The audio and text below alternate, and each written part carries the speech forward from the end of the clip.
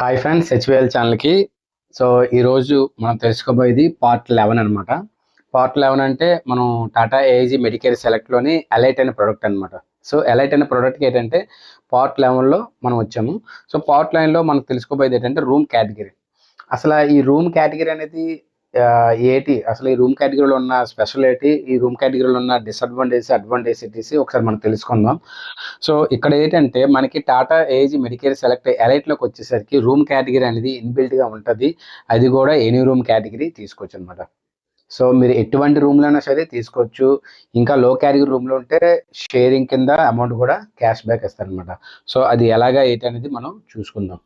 So మీ పాలసీలో కానీ ఏదైనా ఉంది అంటే మటుకు ఆ పాలసీ అసలు రూమ్ కేటగిరీ అనేది దేంట్లో ఉంది, దానికి ఏమైనా సప్లిమెంట్ ఇచ్చాడా, లేదంటే ఎన్ని రూమ్ కేటగిరా, లేదంటే సింగిల్ ప్రైవేట్ ఏసీ రూమా, ఇలాంటివన్నీ తెలుసుకోండి. ఎందుకంటే మనకి ఆ రూమ్ కేటగిరీ బట్టి కూడా మన పాలసీ అనేది డిజైన్ చేయబడుతుంది. మనకి క్యాష్లెస్ వచ్చేటప్పుడు కూడా ఆ రూమ్ కేటగిరీ బట్టి మనం పే చేయాల్సిన అవసరం కూడా ఉంటుంది అనమాట.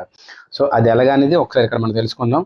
ఫస్ట్ ఆఫ్ ఆల్ అసలు ఏ రూమ్స్ ఉన్నాయి హాస్పిటల్స్లో అనేది మనం చూసుకుందాం. స్టాండర్డ్ రూమ్ ఉంటుంది, డెలాక్స్ రూమ్ ఉంటుంది, ఎగ్జిక్యూటివ్ రూమ్ ఉంటుంది, షూట్ రూమ్ ఉంటుంది. అంటే స్టాండర్డ్ రూమ్ అంటే నార్మల్, డెలాక్స్, ఎగ్జిక్యూటివ్, షూట్ రూమ్ అనేది ఏంటంటే కొంచెం హై స్టాండర్డ్స్ అనమాట. అంటే ప్రతి కార్పొరేట్ హాస్పిటల్స్లో కూడా ఈ మూడు కూడా అంటే కొంచెం హై డిగ్నిఫైడ్, కొంచెం అక్కడ ఏంటంటే ఫెసిలిటీస్ ఎక్కువగా ఉంటుంది. సింగిల్గా పేషెంట్ ఉంటారు.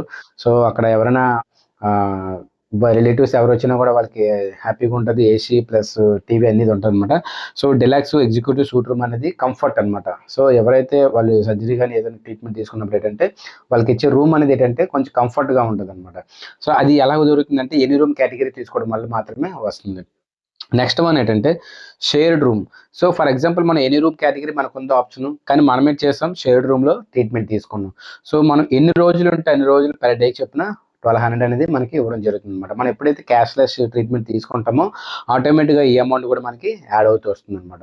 సో అదేవిధంగా మల్టీ షేరింగ్ రూమ్ అంటే ఫర్ ఎగ్జాంపుల్ ఇద్దరు కాకుండా ముగ్గురు నలుగురు ఉన్న రూమ్లో కానీ మనం కానీ ఆ రూమ్లో కానీ మనం అడ్మిట్ అయ్యి ఆ రూమ్లో ట్రీట్మెంట్ తీసుకున్నామంటే డెఫినెట్గా పర్ డే చెప్పిన 1500 అనేది పే చేయడం జరుగుతుంది అనమాట. అది కూడా మెడికేర్ సెలెక్ట్ ఎలైట్ అనే ప్రోడక్ట్లో మాత్రమే నేను ఇది చెప్తున్నాను. సో ది మల్టీ షేరింగ్ వస్తే 1500 మన ట్రీట్మెంట్ తీసుకున్నా కూడా మనకి డైలీ మనకి 1500 అనేది క్యాష్ బ్యాక్ రావడం జరుగుతుంది అనమాట. మనకి అమౌంట్ అనేది ఇవ్వడం జరుగుతుంది మనం.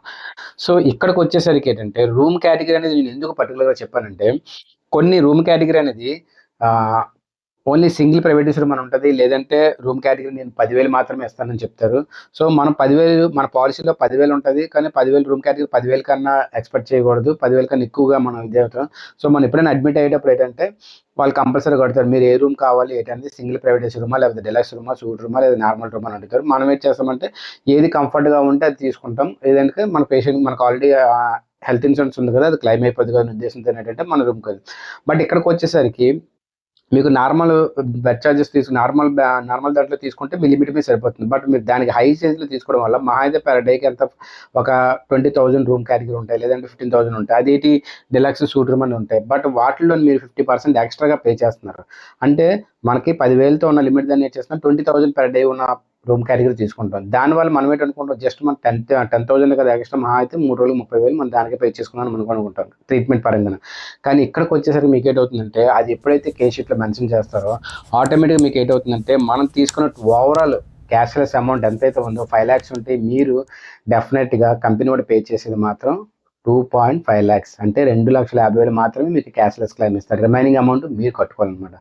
ఎందుకు ఈ సిచ్యువేషన్ జరిగిందంటే మీరు రూమ్ కేటగిరీ అనేది వాడు ఎంత ఇచ్చాడండి, ఓన్లీ 10,000 లోపు మాత్రమే తీసుకోమని చెప్పాడు. బట్ మీరేం చేశారు, ఇంకో 10,000 ఎక్స్ట్రా ఉన్న రూమ్కి మీరు షిఫ్ట్ అయ్యి తీసుకున్నమాట.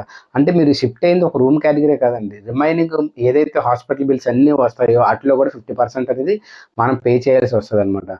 సో ఇలాంటి సిచ్యువేషన్ ఫేస్ అవ్వకుండా ఉండాలి అంటే మనం మన పాలసీలోని ఎనీ రూమ్ కేటగిరీ ఉందా లేదా అనేది 1-10 సార్లు చెక్ చేసుకోవాలి. ఒకవేళ మీకు ఆ పాలసీలో సింగిల్ ప్రైవేట్ రూమ్ కానీ లేదంటే నార్మల్ స్టాండర్డ్ రూమ్కి ఎంత లిమిట్స్ అని ఉన్నది అనుకుంటే మీ నెక్స్ట్ ఇయర్ రెన్యువల్కి పాలసీ రెన్యువల్ చేసేటప్పుడు ఈ ఎనీ రూమ్ కేటగిరీ అనేది షిఫ్ట్ అవ్వడం మంచిదన్నమాట. సో ఓకే గైస్, ఇలాంటి ఇన్ఫర్మేషన్ మీకు వర్తబుల్ అనుకుంటే మీ ఫ్రెండ్స్కి, ఫ్యామిలీకి డెఫినెట్గా షేర్ చేయండి. అదేవిధంగా పాలసీ తీసుకునే ముందు మీకంటూ ఒక దగ్గరలో ఉన్న అడ్వైజర్ని మీట్ అయ్యి డెఫినెట్గా ఒక మంచి పాలసీ తీసుకోండి. లేదు అనుకుంటే మీకు నా స్క్రోల్ అవుతున్న నెంబర్ డెఫినెట్గా ఉంది, మీరు కాల్ చేసి మీరు డెఫినెట్గా మీకు మంచి అడ్వైజ్ ఇచ్చి మీకు పాలసీ ఇవ్వడం జరుగుతుంది. సో నా ఛానల్ సబ్స్క్రైబ్ చేయండి. ఇలాంటి ఇన్ఫర్మేషన్ మంచి వీడియోస్ కావాలనుకుంటే డెఫినెట్గా సబ్స్క్రైబ్ చేయండి, లైక్ చేయండి, షేర్ చేయండి. Thank you.